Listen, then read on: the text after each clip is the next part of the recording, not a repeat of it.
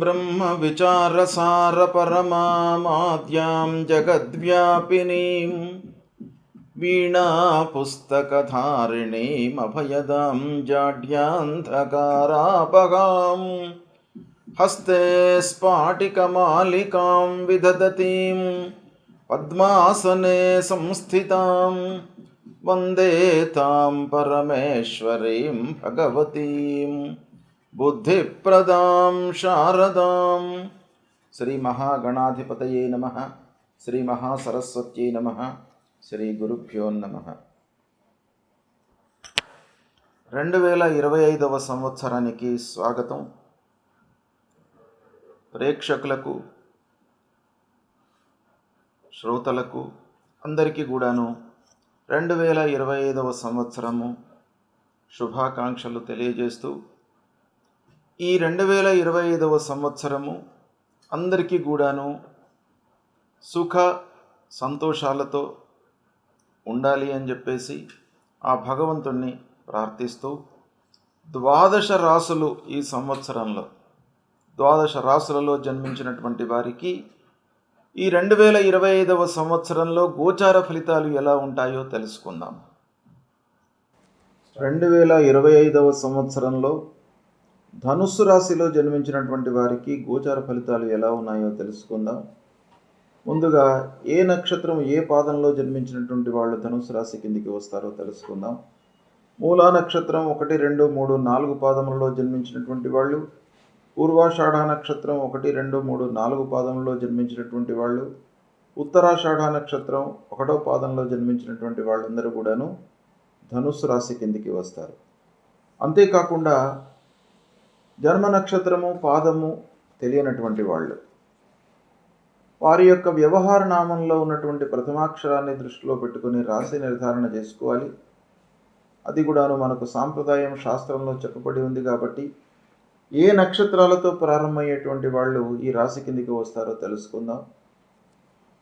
ఏ, యో, బా, బి, బు, ధ, ఫ, డ, బే అనే 9 అక్షరాలతో ప్రారంభమయ్యేటువంటి వ్యవహారనామం కలిగినటువంటి వాళ్ళు కూడాను ఈ ధనుస్సు రాశి కిందికి వస్తారు. అంతేకాకుండా కొన్ని ప్రత్యేకమైనటువంటి పేర్లు, అంటే ద్వంద్వాక్షరాలు, ద్విత్వాక్షరాలు, సంయుక్తాక్షరాలు, ఒత్తులతో కూడుకున్నటువంటి అక్షరాలతో ప్రారంభమయ్యేటువంటి పేర్లు కలిగినటువంటి వాళ్ళు కూడాను కొంతమంది ఉంటారు కనుక వారి విషయం లోపల కూడాను మనకు శాస్త్రం చెప్పింది ఏంటంటే, ప్రత్యేకంగా జ్యోతి, భీముడు, భారతి, భైరవుడు ఇలాంటి పేర్లు కలిగినటువంటి వాళ్ళందరూ కూడాను ఈ ధనుస్సు రాశి కిందికి వస్తారు. అయితే 2025వ సంవత్సరం మొత్తం ఈ సంవత్సరం యొక్క ఫలితాలపై ప్రభావాన్ని చూపించేటువంటి ముఖ్యమైనటువంటి గ్రహాలు 4 గ్రహాలు: గురు, శని, రాహువు, కేతువు. ఈ గ్రహాలు ముఖ్యంగా ఎక్కువ కాలం ఒక రాశిలో సంచరిస్తూ ఉంటారు కనుక వాటి యొక్క ప్రభావం బాగా ఉంటుంది ఈ రాశిలో జన్మించినటువంటి వాళ్లకు. గురుగ్రహం సంవత్సరం పాటు ఒక రాశిలో ఉంటాడు. శనీశ్వరుడు 2.5 సంవత్సరాల పాటు ఒక రాశిలో సంచరిస్తూ ఉంటాడు. రాహుకేతువులు 1.5 సంవత్సరం ఒక రాశిలో సంచరిస్తూ ఉంటారు. కాబట్టి వీరి యొక్క సంచారము అనుకూలమైతే అనుకూలంగా ఉంటుంది, ప్రతికూలమైతే ప్రతికూల ప్రభావం ఈ సంవత్సరం మొత్తం ఉంటుంది. కాబట్టి ఈ 4 గ్రహాలను మనం ప్రత్యేకంగా దృష్టిలో పెట్టుకొని ఫలితాలను చూస్తూ ఉంటాం. ముందుగా గురు సంచారము ఈ సంవత్సరము 14 మే 2025 వరకు వృషభ రాశిలో సంచరిస్తున్నాడు. ఈ వృషభ రాశిలో సంచారము ధనుస్సు రాశిలో జన్మించినటువంటి వారికి 6వ స్థానం అవుతుంది. 6వ స్థానం ప్రతికూలం కనుక ప్రతికూలమైనటువంటి ఫలితాలు ఉంటాయి. ఏంటంటే, ఈ 6వ స్థానం యొక్క లక్షణం ఏంటంటే, మనకు స్నేహితులు, గిట్టని వాళ్ళు, మన చుట్టూ తిరుగుతున్నటువంటి వ్యక్తులు, వారి వలన మనకు ఇబ్బందులు కలిగేటువంటి అవకాశాలు ఎక్కువగా ఉంటాయి. గిట్టని వారితో ఇబ్బందులు తప్పవు ఈ సమయం లోపల, అంటే 14 మే వరకు. తర్వాత జ్ఞాతులు, ఆత్మీయులు, స్నేహితులు వీరి వలన మీకు విమర్శలు ఎక్కువగా వచ్చేటువంటి అవకాశాలు ఉంటాయి.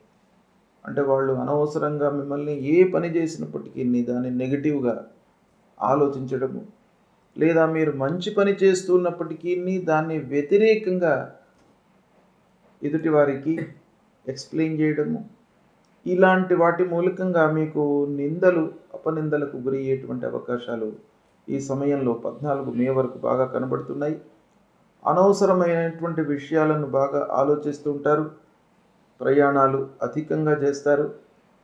కార్యభారము పెరుగుతుంది ఉద్యోగస్తులకు, తద్వారా అలసట అనారోగ్యానికి కూడాను గురయ్యేటువంటి అవకాశాలు కనబడుతున్నాయి. ముఖ్యంగా స్నేహితులతో, చిన్ననాటి మిత్రులతో కలహాలు, వైషమ్యాలు, ప్రారంభించినటువంటి పనులలో ఆటంకాలు, ఆలస్యము, ఇలాంటి ఫలితాలు 14 మే వరకు బాగా కనబడుతున్నాయి. ఇక 14 మే రోజున మిథున రాశిలోకి ప్రవేశిస్తున్నాడు బృహస్పతి. అక్కడి నుండి 19 అక్టోబర్ వరకు మిథున రాశిలో సంచరిస్తున్నాడు. అంటే 14 మే నుండి 19 అక్టోబర్ వరకు మిథున రాశిలో సంచరిస్తున్నాడు కనుక ఈ సంచారము సప్తమ స్థానం అవుతుంది. ఈ సప్తమ స్థానము అనుకూలంగా ఉంటుంది. అంటే 14 మే నుండి 19 అక్టోబర్ వరకు దాదాపు 5 మాసాలు 5 రోజులు ఈ సప్తమ స్థానంలో బృహస్పతి సంచరిస్తున్నాడు. ధనుస్సు రాశి వారికి సప్తమ స్థానంలో సంచారము చాలా యోగప్రదమైనటువంటిది. రాస్యాధిపతి సప్తమంలో గోచార రీత్యా, చతుర్థాధిపతి కూడాను గోచార రీత్యా సప్తమ స్థానంలో సంచరించడం చాలా శుభప్రదంగా ఉంటుంది, బాగా కలిసి వస్తుంది. మీరు శుభకార్యాలు చేసేటువంటి అవకాశాలు ఈ సమయంలో ఎక్కువగా కనబడుతున్నాయి. పిల్లల వివాహము, వాళ్ళ విషయం లోపల ఉద్యోగ ప్రయత్నాలలో సఫలీకృతులు కావడము, హయ్యర్ ఎడ్యుకేషన్కి చేసేటువంటి ప్రయత్నాలు కలిసి రావడము, శుభకార్యాలకు హాజరు కావడము, గృహ నిర్మాణాది కార్యక్రమాలు చేపట్టడము, ఇవన్నీ కూడాను ఈ సమయంలో మీరు చేస్తారు. తర్వాత మీరు చేసేటువంటి పనులకు సంపూర్ణమైనటువంటి మద్దతు మీ దగ్గరి వాళ్ళు, ఆత్మీయులు, స్నేహితుల మూలకంగా మీకు లభిస్తుంది. ఇక ముఖ్యమైనటువంటి విషయం ఏంటంటే పెళ్ళైనటువంటి వాళ్లకు సంతాన ప్రాప్తి ఈ సమయం లోపల కనబడుతుంది. ఉద్యోగ ప్రయత్నానికై చదువు పూర్తి చేసి ఉద్యోగ ప్రయత్నంలో ఉన్నటువంటి వారికి ఉద్యోగం సంప్రాప్తమవుతుంది ఈ సమయం లోపల. ఆల్రెడీ ఉద్యోగం చేస్తున్నటువంటి వాళ్లకు పదోన్నతి కూడాను ఈ సమయం లోపల కనబడుతుంది. ఇక చేసేటువంటి వృత్తి లోపల మీరు సంతృప్తిగా ఉంటారు, ఉత్సాహంతో పనులు చేస్తారు. మీరు చేసేటువంటి పనిని అధికారులు, తోటి ఉద్యోగులు బాగా గుర్తిస్తారు. సమాజంలో గౌరవ మర్యాదలు లభిస్తాయి. అభివృద్ధి పథం లోపల మీరు పయనిస్తారు ఈ సమయం లోపల. ఇది బాగా కలిసి వచ్చేటువంటి సమయము. ఇక 19 అక్టోబర్ రోజున కర్కాటక రాశిలోకి గురు ప్రవేశిస్తున్నాడు. ఈ కర్కాటక రాశి ప్రవేశం అష్టమ స్థానం అవుతుంది. ధనుసు రాశి వారికి అష్టమ స్థానం ప్రతికూలంగా ఉంటుంది. అష్టమ స్థానంలో గురు సంచారము 19 అక్టోబర్ నుండి 5 డిసెంబర్ వరకు ఉంది. ఈ సమయంలో కొన్ని ఇబ్బందులు తప్పవు. ఆకస్మికంగా ఖర్చులు ముందుకు రావడము, అనవసరమైనటువంటి గొడవలు, భార్యాపిల్లలతో అనవసరమైనటువంటి చర్చల మూలకంగా గ్యాప్ ఏర్పడము, కుటుంబ పెద్దలతో సహకారం లేకపోవడము, కుటుంబ పెద్దల యొక్క సహాయ సహకారాలు లేకపోవడంతో మానసికమైనటువంటి ఒక స్థితికి, ఇబ్బందులకు గురయ్యేటువంటి అవకాశం బాగా కనబడుతుంది. అనాలోచిత పెట్టుబడుల మూలకంగా నష్టం కూడాను ఈ సమయంలో వాటిల్లే అవకాశం ఉంది. వీటన్నిటికీ తోడుగా మీ లోపల కోపము, ఉద్రేకము, అసహనము, ఇవన్నీ కూడాను డెవలప్ అయ్యేటువంటి అవకాశాలు ఈ అష్టమ స్థానంలో సంచరిస్తున్న సమయంలో కలుగుతాయి. ముఖ్యమైనటువంటి వస్తువులను కోల్పోవడము, కొన్ని వస్తువులను ఒకచోట పెట్టి మరిచిపోవడము, ఇలాంటివి మతి మరుపు అనేటువంటిది కూడాను ఈ సమయంలో బాగా ఉంటుంది. ఇక ప్రయాణాల మూలకంగా అలసట, ఖర్చులు పెరుగుతాయి. ధన నష్టము, ప్రారంభించినటువంటి పనుల లోపల ఆలస్యం కూడాను బాగా గోచరిస్తుంది. కనుక ఈ సమయము కొంత ఇబ్బందికరంగా ఉంటుంది. 19 అక్టోబర్ నుండి 5 డిసెంబర్ వరకు అష్టమ స్థానంలో ఉంటున్నాడు. ఇక 5 డిసెంబర్ నుండి 1 జూన్ 2026 వరకు మళ్ళీ వక్రరీత్యా సప్తమ స్థానంలోకి వస్తున్నాడు. అంటే 5 డిసెంబర్ రోజున వక్రించి మళ్ళీ మిథున రాశిలోకి వస్తున్నాడు కాబట్టి ఆ 5 డిసెంబర్ నుండి 1 జూన్ వరకు 1 జూన్ 2026 వరకు కూడాను వక్రించి మిథున రాశిలో సంచరిస్తున్నాడు. ఇది సప్తమ స్థానం అవుతుంది. సప్తమ స్థానం మళ్ళీ మీకు కలిసి వస్తుంది. కాబట్టి ఒక అష్టమ స్థానంలో సంచరిస్తున్న సమయంలో మీరు కొన్ని జాగ్రత్తలు తీసుకోవాలి. ఓవరాల్గా గురుగ్రహము ఈ సంవత్సరం 2025వ సంవత్సరం లోపల షష్టమ, సప్తమ, అష్టమ స్థానాలలో సంచరిస్తున్నాడు. షష్టమ స్థానం ప్రతికూలంగా ఉంటుంది, సప్తమం బాగా కలిసి వస్తుంది, అష్టమ స్థానం ప్రతికూలంగా ఉంటుంది. ఈ సమయాన్ని మీరు నోట్ చేసుకొని దానికి అనుగుణంగా మీరు వ్యవహరించినట్టయితే మీరు ఇబ్బందులు లేకుండా సుఖమయంగా ఈ గురుగ్రహము యొక్క అనుకూల ఫలితాలను ఆస్వాదించేటువంటి అవకాశాలు ఉంటాయి. ఇకపోతే శని రెండవ ప్రధానమైనటువంటి గ్రహ సంవత్సర ఫలితాలపై మనపై ఎక్కువగా ప్రభావాన్ని చూపించేటువంటి గ్రహము శని గ్రహము. ఈ శని 29 మార్చి వరకు తృతీయ స్థానంలో సంచరిస్తున్నాడు. ధనుసు రాశి వారికి 3వ స్థానం కుంభరాశి, ఆ కుంభరాశిలో సంచరిస్తున్నాడు కాబట్టి 29 మార్చి వరకు మంచి ఫలితాలు ఉంటాయి. శని మూలకంగా బాగా కలిసి వస్తుంది. దగ్గర వాళ్లతో మీకు మంచి సంబంధాలు ఏర్పడతాయి. ధైర్యంతో మీరు పనులు చేసేటువంటి అవకాశాలు ఉన్నాయి. రావాల్సినటువంటి డబ్బు కూడాను మీకు ఈ 29 మార్చి లోపల అందేటువంటి అవకాశాలు ఉన్నాయి. ఇక 29 మార్చి తరువాత అర్ధాష్టమంలోకి అంటే 4వ స్థానంలోకి శనీశ్వరుడు ప్రవేశిస్తున్నాడు. ఈ 4వ స్థానంలో దాదాపు 2.5 సంవత్సరాల పాటు ఉంటాడు. ఈ అర్ధాష్టమ స్థానంలో శని సంచారం మనకు ప్రతికూలంగా ఉంటుంది కాబట్టి ఈ సమయంలో కొన్ని జాగ్రత్తలు మటుకు తీసుకోవాలి. శని మూలకంగా మనకు ప్రశాంతత లేకపోవడము, అనవసరమైనటువంటి విషయాల గురించి ఆలోచించడము, ఫోర్స్డ్గా కొన్ని ఖర్చులు ముందుకు రావడము, ఇంటి లోపల అనవసరమైనటువంటి చర్చలు, ఇలాంటివి శని మూలకంగా మీకు కలిగేటువంటి అవకాశాలు ఉన్నాయి. కనుక అర్ధాష్టమ శని కొంత ఇబ్బంది పెడతాడు. తదనుగుణంగా శనికి సంబంధించినటువంటి పరిహారాలు, స్తోత్రాలు ఇవి చేసుకోవడం మంచిది. ఇక 3వ ప్రధానమైనటువంటి గ్రహ రాహువు. ఈ రాహువు 18/5/2025 వరకు ధనుస్సు రాశి వారికి అర్ధాష్టమ స్థానంలో సంచరిస్తున్నాడు. రాహువు కూడాను ప్రతికూలమైనటువంటి ప్రభావము 18 మే వరకు ఉంటుంది. అదే సమయంలో కేతువు దశమ స్థానంలో సంచరిస్తున్నాడు. అంటే 18 మే వరకు రాహు కేతువుల యొక్క ప్రతికూలత ఉంది.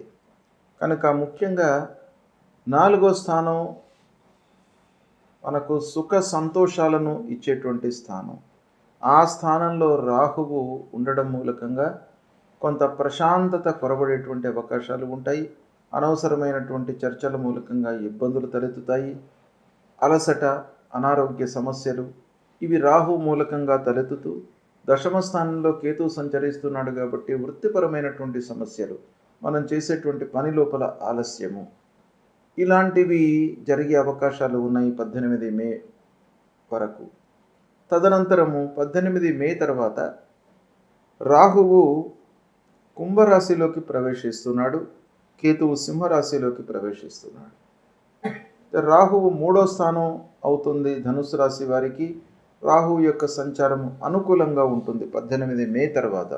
సంవత్సరంన్నర పాటు 18 నెలలు మళ్ళీ 18 మే నుండి 3వ స్థానంలో ఉంటాడు ధనుసు రాశి వారికి కాబట్టి రాహువు యొక్క అనుకూలత ఉంటుంది.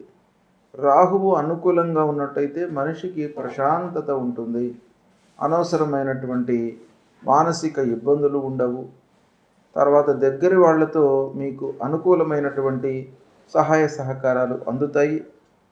అదృష్టం కలిసి వస్తుంది. ఇలాంటివన్నీ కూడాను 18 మే తర్వాత మీకు బాగున్నాయి. అయితే ఓవరాల్గా మనం చూసినట్టయితే ధనుస్సు రాశి వారికి గురు షష్టమ స్థానంలో ఉన్నాడు ప్రారంభంలో, తర్వాత చివర్లో అష్టమ స్థానంలో ఉన్నాడు. గనుక గురువు విషయమై పరిహారం తప్పకుండా చేసుకోవాలి మీరు. అంటే గురు విషయమై మీరు ఏం చేయాలి? భగవంతుణ్ణి దత్తాత్రేయ స్వామిని కొలవండి, దక్షిణామూర్తి స్తోత్ర పారాయణం చేసుకోండి. ప్రతినిత్యం కూడాను షష్టమము అష్టమ స్థానాలు రెండు కూడాను ప్రబలమైనటువంటి ప్రతికూల స్థానాలు కాబట్టి ఈ స్థానాలలో సంచరిస్తున్నటువంటి సమయంలో తప్పకుండా మీరు పరిహారం చేసుకోండి. పరిహారం చేస్తూనే మన వైపు నుండి కూడాను కొన్ని నిర్ణయాలు తీసుకోవాలి. అంటే శ్రమించాలి, పనుల లోపల ఎఫర్ట్స్ ఎక్కువ పెట్టాలి. అనవసరమైనటువంటి ఆలోచనలు రాకుండా, పెట్టుబడులు అత్యాశలోకి వెళ్లకుండా, మనకు ఎంతవరకైతే అవసరమో అంతవరకే మీరు పెట్టుబడులు చేస్తూ ఆలోచన చేస్తూ ఉన్నట్టయితే కొంతవరకు ఈ ప్రతికూల ప్రభావం తగ్గుతుంది. భగవంతుడి అనుగ్రహం కూడాను దానికి తోడవుతుంది. కాబట్టి మీరు ఆ దేవానాంచ ఋషీణాంచ గురుం కాంచన సన్నిభం వందనీయం త్రిలోకానాం తం నమామి బృహస్పతి అనేటువంటి ఈ మూల మంత్రాన్ని ప్రతినిత్యం కూడాను చదువుకోండి, జపించండి, తల్లిదండ్రులను సేవించండి. 6, 8 స్థానాలు గోచార రీత్యా ప్రతికూలం గనక మళ్ళీ చెప్పేది ఏంటంటే ప్రతినిత్యం కూడాను తల్లిదండ్రులను సేవించండి. లేవగానే తల్లిదండ్రులకు నమస్కారం చేసుకోండి. మాతృదేవోభవ పితృదేవోభవ ఈ రెండు కూడాను మీరు చేసినట్టయితే ఆ గురు భగవానుడి యొక్క అనుగ్రహం మీకు 200% లభిస్తుంది. ఇక తదనంతరం శనీశ్వరుడు 29 మార్చి తర్వాత అర్ధాష్టమ స్థానంలోకి ప్రవేశిస్తున్నాడు. ఈ అర్ధాష్టమ స్థానం కూడాను ప్రబల ప్రతికూలమైనటువంటి స్థానం ధనుస్సు రాశి వారికి. కాబట్టి ఈ స్థానంలో సంచారము 2.5 సంవత్సరాల పాటు ఉంటుంది. కనుక ధనుస్సు రాశి వాళ్ళు 29 మార్చి తర్వాత ఆంజనేయ స్వామి గుడికి ప్రతినిత్యం కూడాను వెళ్ళండి. ప్రతిరోజు కూడాను ఆంజనేయ స్వామిని దర్శించుకొని 3 ప్రదక్షిణాలు చేసి స్వామివారి ముందు నిశ్చలమైనటువంటి మనస్సుతో నిలబడి మనోజవం మారుతతుల్య వేగం జితేంద్రియం బుద్ధిమతాం వరిష్టం వాతాత్మజం వానరయూత ముఖ్యం శ్రీరామదూతం శిరసా నమామి అనేటువంటి ఈ శ్లోకాన్ని చదువుతూ స్వామివారిని ఒక్కమారు నిశ్చలమైనటువంటి మనస్సుతో మీరు దర్శనం చేసుకోండి. తప్పకుండా మీ లోపల భయము, ఆందోళన ఇవన్నీ లేకుండా మీకు ఆంజనేయ స్వామి మిమ్మల్ని అనుగ్రహిస్తాడు. అదేవిధంగా ప్రతినిత్యం కూడాను శివాలయానికి వెళ్ళండి, శంకరుణ్ణి దర్శించుకోండి. అపమృత్యు దోషాలు పోతాయి, అనారోగ్య సమస్యలు దరిచేరకుండా ఉంటాయి, లైఫ్ స్పాన్ పెరుగుతుంది. మీకు శంకరుణ్ణి దర్శించుకున్నట్టయితే ప్రతినిత్యం కూడాను మీకు ఆ భగవంతుడి మూలకంగా అపమృత్యు దోషాలు పోతాయి. చిన్న చిన్న సమస్యలు ఏవైనా కూడా వచ్చినా కూడాను అవి దూరం అయిపోతాయి. అదేవిధంగా రాహు కేతువులు, ముఖ్యంగా అర్ధాష్టమ స్థానంలో రాహు ఉన్నాడు, దశమ స్థానంలో కేతు ఉన్నాడు. కాబట్టి రాహు కేతువులను ప్రీతి చేసుకోవడానికై అమ్మవారి దేవాలయానికి వెళ్ళడం చాలా మంచిది. దుర్గామాత, మహాకాళి, మహాలక్ష్మి, మహాసరస్వతి స్వరూపిణి అయినటువంటి ఆ దుర్గామాతను మీరు కొలవండి. తప్పకుండా మీకు మంచి జరుగుతుంది. ఈ పరిహారాలు చేసుకున్నట్టయితే మీకు ఈ ధనుస్సు రాశిలో పుట్టినటువంటి వాళ్లకు గ్రహస్థితి ఎలా ఉన్నప్పటికీ షష్టమ అష్టమ స్థానాల్లో గురువు, అర్ధాష్టమ స్థానంలో శని, అర్ధాష్టమ స్థానంలో రాహువు, ఇవన్నీ ఎన్ని ఉన్నప్పటికీ ఆ భగవంతుడి యొక్క అనుగ్రహము, తల్లిదండ్రుల యొక్క అనుగ్రహం మూలకంగా మీకు ఈ ప్రతికూల ఫలితాలన్నీ కూడా దూరమైపోయి మీకు మనస్సు స్వాంతంగా ఉండేటట్టుగా భగవంతుడు మిమ్మల్ని కరుణిస్తాడు. కాబట్టి ప్రతినిత్యం కూడాను దైవ దర్శనం చేసుకోండి. ఇలా మీరు పరిహారాలు ఆచరించినట్టయితే శుభ ఫలితాలు కలుగుతాయి. శుభం.